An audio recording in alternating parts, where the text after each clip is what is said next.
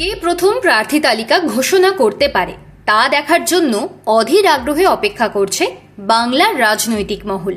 শাসক তৃণমূল হোক আর বিরোধী বিজেপি, সিপিআইএম হোক আর কংগ্রেস কিংবা আইএসএফ, প্রার্থী তালিকা মোটামুটি সবারই তৈরি।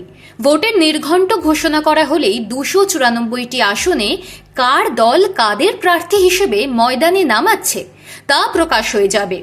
তবে যেদিকে গড়াচ্ছে পরিস্থিতি তাতে সবাইকে টেক্কা দিতে পারেন হুমায়ুন কবির। তৃণমূল থেকে সাসপেন্ড হওয়ার পর নতুন দল খুলেছেন, সেই জনতা উন্নয়ন পার্টি কিন্তু ধীরে ধীরে পরিচিতিও পাচ্ছে। সৌজন্যে অবশ্যই দলের চেয়ারম্যান হুমায়ুন কবির।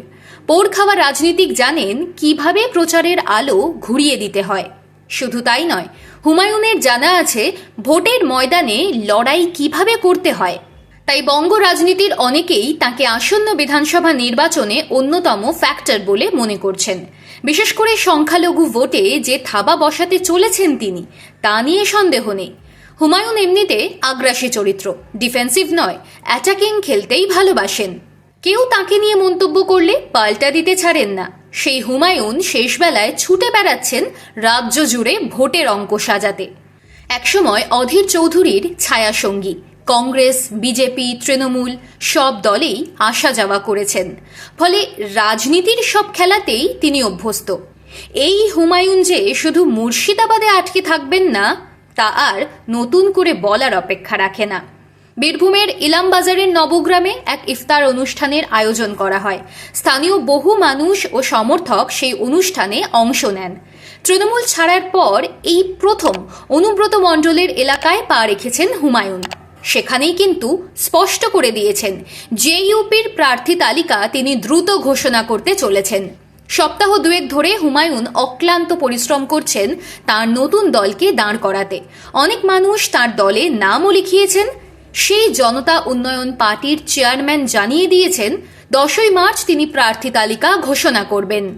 দলের আনুষ্ঠানিক ঘোষণার দিন তিনি 10টি আসনের প্রার্থী তালিকা ঘোষণা করে দিয়েছিলেন। নিজে 2টো আসন থেকে লড়বেন তাও জানিয়েছিলেন। পরে 2 প্রার্থীর নাম প্রত্যাহার করে নেন। তার প্রার্থী তালিকায় চমক থাকতে পারে এমনটাই জানা যাচ্ছে। একই সঙ্গে এও তিনি বলে দিয়েছেন 182টি আসনে লড়াই করবে তার দল। একই সঙ্গে হুমায়ুন কিন্তু সিপিআইএম এর সঙ্গে জোটের প্রত্যাশী, বামফ্রন্টকে সঙ্গে চান না তা অনেক আগেই বলেছেন। তবে সিপিআইএম এর সঙ্গে যে জোট করতে চান তা নিজে মুখেই বলেছেন সংবাদ মাধ্যমে। রাজ্য সম্পাদক মোহাম্মদ সেলিমকে হোয়াটসঅ্যাপে মেসেজ করে তা কয়েকবার বলেওছেন জেইউপির শীর্ষ নেতা।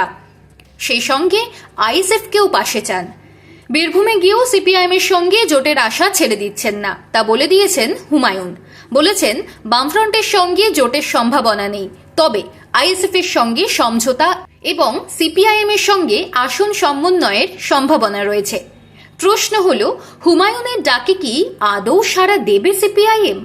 হুমায়ুন বার্তা নিয়ে মোহাম্মদ সেলিম কিন্তু কোনো সদুত্তর দেননি। হুমায়ুন অবশ্য নিজের মতো করে এগিয়ে যাওয়ার স্বপ্ন দেখতে শুরু করে দিয়েছেন।